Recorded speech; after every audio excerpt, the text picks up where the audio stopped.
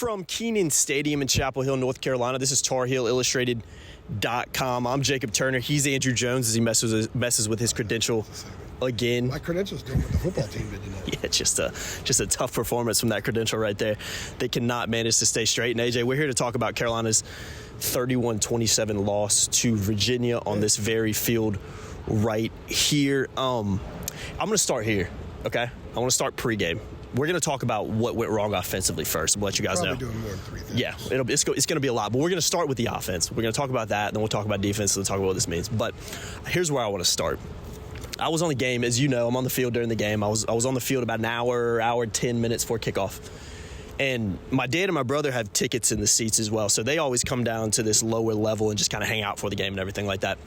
And I think it was about maybe 30 minutes before game time. I think Carolina was either just about to go in or already gone in. And I walked over to my dad and I walked over to my brother and I said, this team looks flat right now. And I told him, I said, you can, not that anybody's going to ask them, they don't know they are, but I said, if this team performs poorly tonight and comes out flat and doesn't play well, remember that I told you this. Because I've been on the field many a times during games. I've been on the field for every home game Carolina's had this year. And comparing it to what we saw last week, there was no comparison. So that's where I want to start, and that's going to bleed into the offense because I tweeted out a couple times. I just felt pregame to the energy in the stadium, to the vibe in the stadium from the fans. It was just very, very peculiar. That's the word I'm going to use. It was very flat, I think, not only from a team perspective, from just a Carolina as a whole today was flat, and it culminated in a 31-27 loss to 1-5 UVA. So AJ, thoughts on that, and then let's go into the offense building off of that. Yeah, I didn't have any traffic coming in. Me either. In fact, other than the cones and the road and some of the parking people, you never would have known that there was a game today. Mm-hmm. This was kind of emblematic of North Carolina football in a lot of ways, where so much is going well and then boom. I mean, we could talk forever about how this has happened in the program's history. And before I go any further, I'm going to acknowledge, I said that this was different. I said last week this was a different team. I even ran a drop about style points. That's how wrong I was, because I didn't see this coming. I don't think anybody saw this coming. I could tell you that the Virginia media that I spoke with during the week, and I talked to a few of them, they thought this was an aimless score game. And I did say, and I told you, I said, look, the one thing that UVA's got going for it, for sure, is that when they step on the field, it was in 3 weeks since they had tasted a loss. Yeah. They had a win, had an open date, they threw some things out, added some stuff, but that shouldn't be any excuse for what happened tonight. The fans stunk. The crowd was terrible. It wasn't full. You have a number 10 team in the country at this school. Hadn't been here in the middle of the season since 2015 and only once since 97. The people didn't show up. I agree. They didn't make a lot of noise. I think the fans, everything about the team, you could point fingers everywhere tonight. This was a terrible look for North Carolina football. Now, I know that they can still achieve incredible things this year, and I believe they will learn from this. But right now, on this day, it was an awful look. It was a CW performance by the fans and by the team. And that's the network where they were. I'm getting text messages 20 minutes before kickoff. I can't find the channel. Well, maybe you shouldn't. Maybe be glad if you didn't, because this was a crappy performance in so many ways by a team that didn't check boxes tonight, that had been checking boxes. And I get what you're saying, because I sensed it early. If you go back to Twitter, I'm putting little videos and photos out. There ain't nobody here, guys. It was weird. This is a late arriving crowd. I don't know how North Carolina football fans could ever take something for granted, but they did. And I think maybe the team did. Mac said they didn't have it. They didn't have the mojo. They didn't have the right verve, if you will. They didn't have that. He said this is on the coaches, and the coaches ate the cheese. Well, I'm messing with this again. But you know what? Hindsight's always closer to 20/20 vision. Yeah. And I didn't really think about this during the week so much. We had a little chat about it before we hit record, but I didn't think anything of it. Maybe the cheese metaphor wasn't good, because maybe that message was, these guys aren't very good, so we must pull this out. Who knows? I mean, it's easy to second guess looking back. And the beautiful thing about Mac Brown as a head coach is he's in the Hall of Fame. He's achieved everything he could ever achieve. And he still adapts. He still learns. He still adjusts. So he can as well if that wasn't the right thing. Or maybe they just got whipped. Because let's be honest. There's an interception in the end zone. And then UVA fumbles out of the end zone. That's 2 touchdowns. They should have won this game going away. Yeah. And they didn't. So we could get into offense and defense, but I think this was just a really ugly night for North Carolina football. They have an opportunity the rest of the way to have non-ugly nights, and they can make amends for this. But this was a bad look, and quite frankly, this was a moment in time that's occurred here a lot before. It occurred in 97, although at least they played FSU, but they did lose here and scored 3 points. It occurred in 83, it occurred in 81, it occurred in 80. And 80, that team is really good. They're in the top 5 or whatever it is. They go to Norman, Oklahoma, 7-7 at the half. They lose 41-7. The reason I'm saying this is because I think we've been trying to gauge where the fans are with this team. And there's a lot of people like, I want to believe, but I'm not yet there because of the history. And now this happens. So if they're 10-0 next year, people are going to be waiting for this to happen again because it's happened so much. So let's get into talk about why it happened. But I think that that's a fascinating thing about this program, about the culture of the program and the football fan base. The very same people who will be in the Dean Dome and expect to beat everybody going away by 15 points are the same people that are in this stadium that expect eventually what happened tonight to happen. It's a fascinating thing when you think about it. And I've been close to both for a long time covering it from various different media outlets, either directly every day like I am in this job or when I'm covering other schools. And it's always been a fascinating topic with media, and it really played itself out today. I'm puzzled by the atmosphere, but I'm not puzzled by the atmosphere. Yeah. I mean, 3 straight home games. This is 5 home games in 7. The 6th game in the state of North Carolina. Maybe this would have been a good week to hit the road and play in Charlottesville instead. I don't know. Yeah, I was talking to you before we got on camera, and we're going to move on in a second, but I still have not figured out an accurate way to describe the vibe in the stadium. I can't quite, and maybe tomorrow I'll have a better idea, but it stunk. It was bad. It was bad for everybody. It was just flat. And it wasn't helped by the fact that the very first play of the game, there's a personal foul on North Carolina 1 week after they had a parade of penalties. By the way, they also had one on the opening kickoff then, too. They started, they had 3 of their first 5 or 6 possessions, they started inside their own 11. And Virginia's getting the ball starting on Carolina's side of the field or near it. So much went wrong. It would take an hour to bullet point all the things that went wrong. And yet, there they are. With a chance to win, yeah. Drake gets picked at the end. God, all the drops. I know. If he doesn't overthrow, was it Tez Walker on one side, Nate McCollum on the other side? They score a touchdown, and maybe the game's different. So with all that stuff, and I'm going to say this, give you guys a positive before we move on. For all the garbage, all the ugliness in this game, 1 play. And then they could have a different outcome. They could have walked away with a victory, and we'd be standing here saying, man, this is the kind of character this team has. They can do so many things wrong and still find a way to get a win in conference play. But it didn't happen. Too many things mounted, and they just couldn't overcome it. Let's talk about that real quick. By the way, guys, this show is brought to you by Underdog Fantasy. We'll talk about them a little bit later, so stick around for that. But we've already talked about the offense a little bit, so let's kind of tie in the offense and defense on the second thing here, because I think that was the first thing, kind of talking about the atmosphere here and just the magnitude of the loss. I kind of went rogue. No, it's fine. There's a lot of things to talk about, because that was one of my biggest takeaways from the game was just how weird this stadium felt from a team perspective to a fan perspective from minute 1 to 60. But press box perspective. Yeah, it was just weird. Press box was weird. Guys in the media arrived late. I mean, this is across the board. I was earlier than usual because there was no traffic. Oh yeah, I rifled in here too about an hour and a half before the game. No traffic at all. It was bizarre. But I went out to go meet my friend Bruce on the concourse. It's a tradition we have. I go see he and his wife. And it wasn't hard to see them walking toward me because there were no people in the way. Yeah, no, you're 100%. There weren't many people walking a concourse an hour before kickoff. It was weird, to say the least. But I know people are going to say I'm hitting too much on the fans, but that's a part of it. That's all part of the story. It's all part of the culture. Yeah, no, there's no doubt about it. Offensively and defensively, let's start with offense.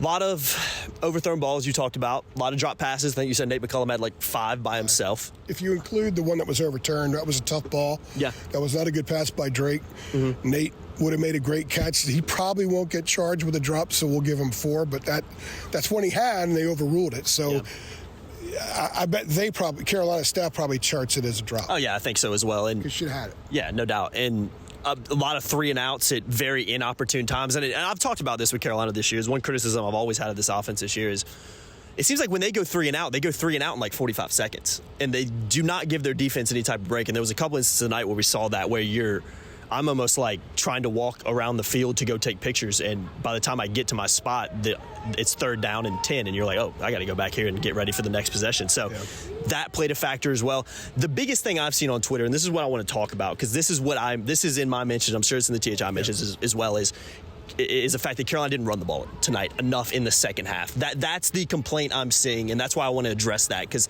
I think that's the main frustration with Carolina fans tonight is there's a lot of blame being thrown around at the offensive coordinator, and it's mainly the fact that they didn't run the ball enough. So offensively, talk about the performance tonight, but talk about that specifically. And do you agree with that, or do you think that's a little bit of a overstatement? I think it's fair. Omarion Hampton had 5 carries in the second half. Mm-hmm. He had 197 yards against Miami last week. He hit the 100-yard mark early in the third quarter, had 5 carries. Max said tonight, we couldn't stop him. Well, if you can't stop him, then keep your defense on the field, use some more clock. They didn't do that. Mac was asked about Omarion getting 5 carries, and he said, well, he ran for over 100 yards, well over 100 yards, so he had the ball enough. I think this is one of those nights where if you got to run, the thing about Omarion, if you got to ride him for 200 yards, he's a guy that can handle the load. Yeah. So ride him for 200 yards. Again, it happens. It happens. You guys know my typos on Twitter. Lord knows it happens. Sometimes I miss editing in my stuff. So it's all human nature. We talk about human nature all the time. It just wasn't a great night for anybody in the program. No, period. It really wasn't. I think you run the ball more with Omarion. You keep your defense. You kind of go back and say, okay, remember at the end of last year, we scored too quickly. The defense got back on the field too quickly. You kind of had to go back and remember that tonight because the defense too often looked like it did a year ago, giving up something. I mean, it wasn't a great 3rd down conversion by Virginia, but it seemed like there was just a lot of cushion on the corner, a lot of room in the corner. They're running inside run stuff, and the offense didn't try to pick up the defense in that sense. But the defense didn't pick up the offense. They go up 24-14. The defense lets Virginia go down the field and score. Yeah. That was an opportunity to put foot on throat, which this team has shown. Well, this has been one of the few times where it had to do that in a third quarter. It's done it a couple times before, but they've been poor in the fourth quarter. Yeah. So, I don't know. There's so much. They're going to sit down and have this super long list of stuff that of all the stuff that they did wrong. You're right. Yeah. I think it's all correctable. And you learn from Omarion only carried 5 times. We got to give it to him more. Mm-hmm. Especially on a night that Drake's having a bad night. He had a bad night. There's no way around it. I asked Drake about the drops. And again, as amazing a player as Drake May is, and as mentally tough and competitive as Drake May is, he's still human. I asked him, I said, I'm not trying to get you to talk bad about the guys with the drops, but when you have that many drops, how does that affect you? And he said, not at all. But he missed more by a greater distance more often tonight than I've seen him in the first 20 games of his career. I agree. He was more off tonight than I'd seen him. Uncharacteristic. I mean, to the point where there was chatter in the press box questioning, is his hand hurt? Yeah. That's how off he was at times. And it wasn't just those 2 long ones. High over here, short over here. Even the ball that McCullum had overturned, he had to come back for it. It wasn't a well-placed ball. He had some great throws, but everybody, even Cedric Gray, who had 18 tackles tonight, or 19 tackles, everybody on this team, as good as they are, that just wasn't their night. Yeah. They didn't play well. No, they didn't. And let's talk about the defense. You just talked about Cedric Gray.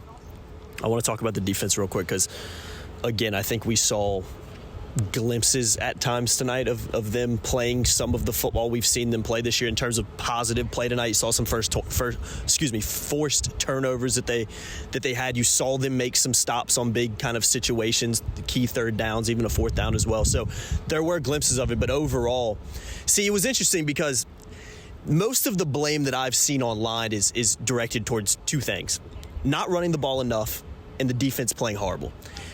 And I tweeted somebody back. I said, I understand where you're coming from. The defense wasn't great, but the fact of the matter is you're at home to Virginia. You should score more than 27 points. I mean, that's my personal opinion. You shouldn't let Virginia score 31 points, but you should put more points on the board than 27. And I think anybody watching this can agree with that based on what we've seen this offense do at times this year.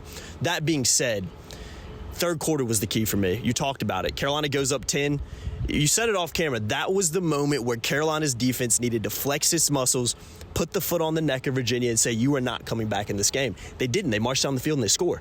And then, a few minutes later, it's a tie ball game, and Carolina really never recovers from that. So defensively, yet again, I don't think the defense was as bad as some people are making it out to be. But at the same time, I didn't think they were very good. But in my opinion, the only reason Carolina even had a chance to win this game was because of what the defense was able to do. It's a weird one, AJ, because they didn't play well, but they also gave the offense opportunities to go down and score the ball, and they didn't do it. They let Virginia, a bad offense, have the ball for 37 minutes.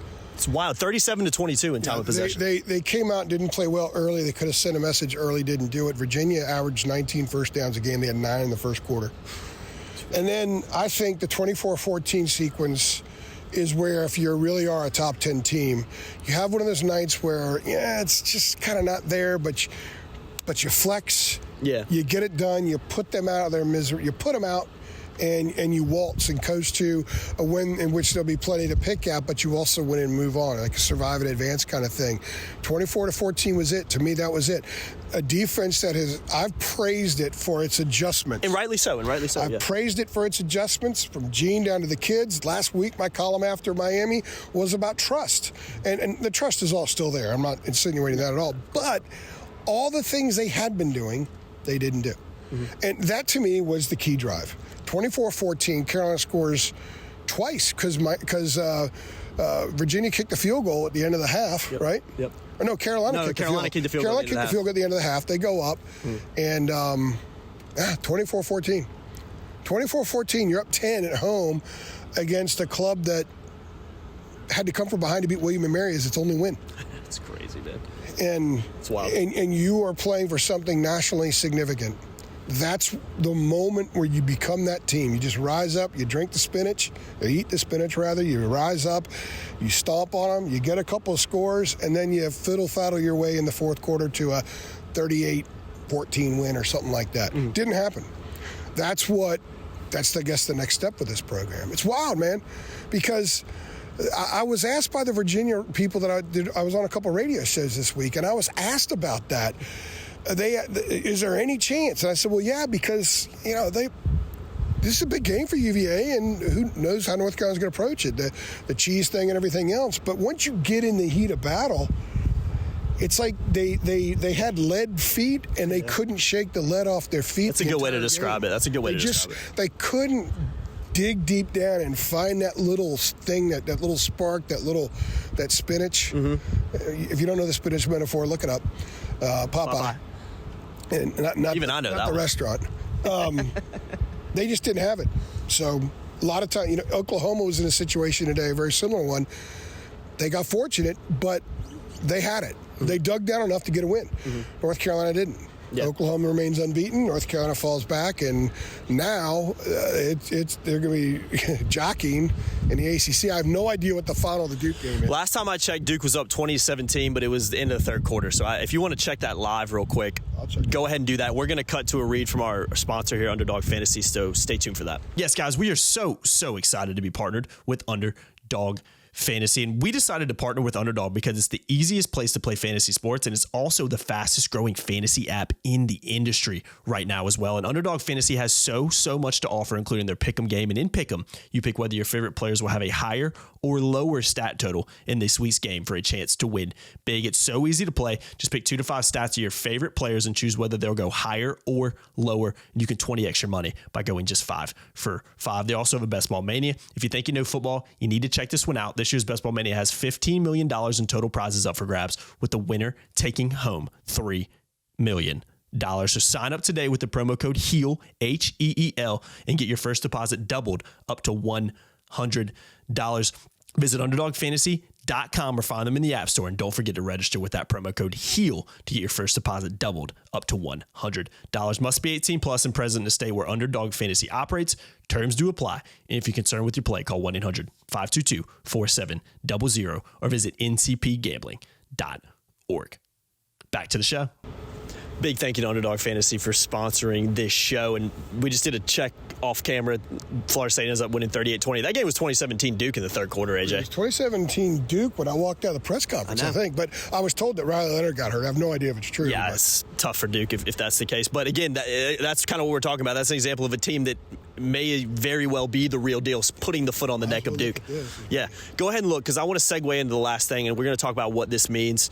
Georgia Tech coming up next weekend in Atlanta. I've labeled them Carolina's bogey team for a couple weeks now because they are. Miami are going to overtime. 17-17 in that game as we speak. And by the time people watch this, they'll know the result of that one. But interesting game down there, too. If Clemson wins, although they got 2 losses, but they have, it's just brutal. I got to do something about this. It's crazy. Yeah, there's a battle for who's going to play FSU in Charlotte now. Yeah. So this team can still achieve a lot. And that's what I want to start with, AJ, because I put that on Twitter after the game. I said, guys, I understand the frustrations. I understand why people are annoyed and frustrated and mad and pissed off right now. But this team can still have a very, very good season despite this loss. But let's talk about what this means, because it is a big loss.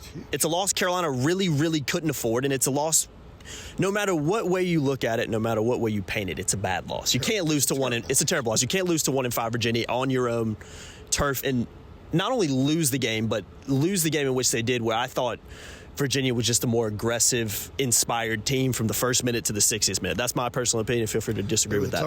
Tougher team as well, which is a great point. Trip to Atlanta coming up next Saturday.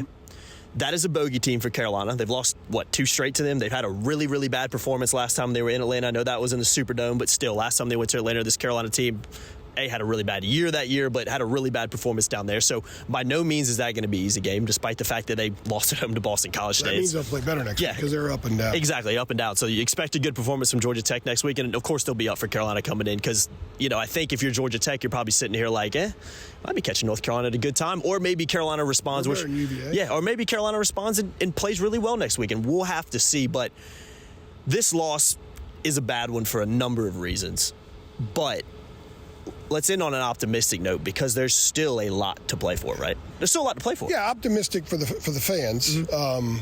There's plenty to play for. Sunday's going to be an interesting day because they have so much to go over. So Sunday's going to be different than it's been all year. So how do they handle it? If you're going to play sports, and Mac said this, and Mac was totally right. He's been through this stuff so many times. Mm-hmm. You're more defined, I think, on how you handle stuff like this than how you handle winning's easy. Dealing with winning is easy, but it's stuff like this. And it's not like they lost to a good team, which would have been the case last week if Miami would have beat them. People say, Miami's good. They lost to a team, everybody around here, including the people that were in that corner over there, except the guys in all white, everybody thought they were going to pound. Mm-hmm. So that's a little, take a little longer to wake up in the morning, and they're going to come here, and there's going to be just... It's like the Declaration of Independence. They unroll it, and there's, okay, guys, here's all the crap from last night. And Mac will start with himself and the staff because he said the staff ate the cheese. So he said it's on them, and he's right for doing that because it was everybody that played a part in this. They have so much to play for, and they've all lost before, and they've all overcome it and moved on. That's what they have to do here. They have to marinate some and why what happened tonight happened. So Sunday's going to be a long, ugly day, which Kamen Rucker said. It's going to be, he said it's going to be some hard conversations and an unpleasant day. I think the quote is hard conversations. But they'll eventually get to the end of the day, and they'll eventually snip the cord to this thing and start moving forward to Georgia Tech. And what they have is Georgia Tech, Campbell, Duke, at Clemson, and at NC State. Those games are no less winnable now than they were 10 hours ago. So they can still go 11-1. They can still go 10-2. They still have an opportunity to have an amazing season and finish playing very important games at the end of the year, like we were saying earlier in the week they could still do. It's just the leadership that we've talked about. It's the communication between staff and players that we've talked about and lauded all along. That will be challenged some tomorrow. And If it's 100% there, which I think it is, then it will play itself out. I think this will be a great week of practice. I think they'll play well next weekend. And I don't think next weekend matters about Georgia Tech, just like today shouldn't have mattered about Virginia. No. Should have only mattered about North Carolina. They go down there. If they are anything they say that they are, they'll go down there and take care of business. But that starts Sunday. They have to absorb all that happened tonight. They can't just brush it aside and say, that's one of those games, because it'll happen again if you do. Mm-hmm. And let's be honest, twice on this field, I called App State a mulligan game. You win one of those games, everybody wins a game that you get kind of fortunate, or people ask what the heck, right?